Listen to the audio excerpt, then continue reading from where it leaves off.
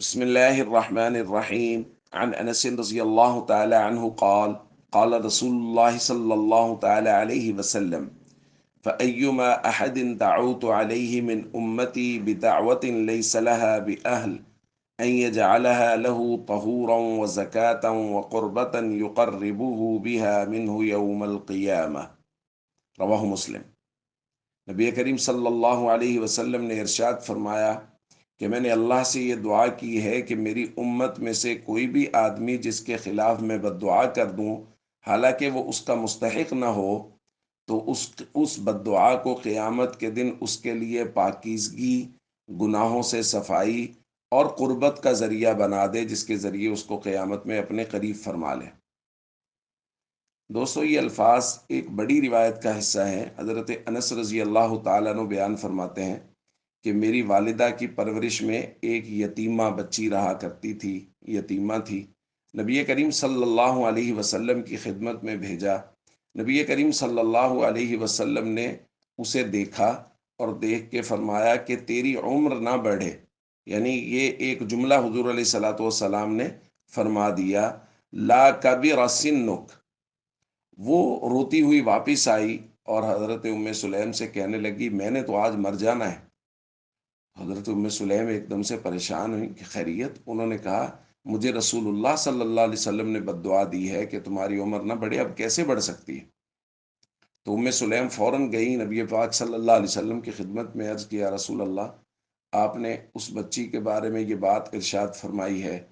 تو نبی کریم صلی اللہ علیہ وسلم نے اس وقت یہ جملہ ارشاد فرمایا کہ میں نے اللہ سے یہ عہد اور وعدہ کر رکھا ہے کہ میں انسان ہوں اور مجھے بھی غصہ آتا ہے، تو اگر کبھی میری زبان سے کوئی ایسی بات نکل جائے جس میں بد دعا کا پہلو ہو، تو اے اللہ تو اس کو دعا میں تبدیل فرما دینا۔ جس کے لیے یہ ایسا جملہ نکل جائے، اے اللہ تو اس کے لیے پاکیزگی کا، اس کے لیے قیامت کے دن قربت کا ذریعہ بنا دے۔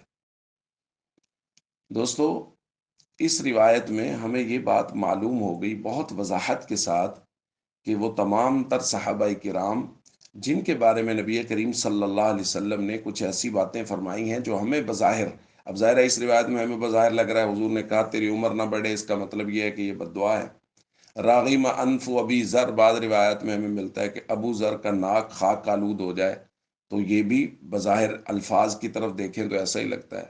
بعض روایات میں تریبت یداک کا لفظ ملتا ہے، تمہارے ہاتھ خاک آلود ہوں، مٹی والے ہو جائیں۔ اسی طرح بعض صحابہ کے بارے میں حضور علیہ صلاۃ والسلام نے بات کی، حضرت امیر معاویہ رضی اللہ تعالیٰ عنہ کے بارے میں بھی بعض الفاظ آتے ہیں۔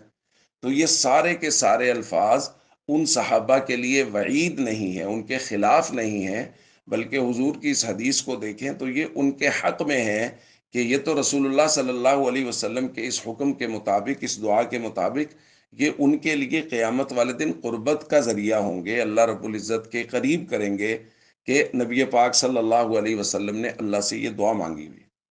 اس لیے صحابہ کرام کے بارے میں ہمیشہ دلوں کو صاف رکھیں اور یہ یاد رکھیں کہ وہ اللہ کے رسول اور ان کے شاگردوں کا معاملہ ہے۔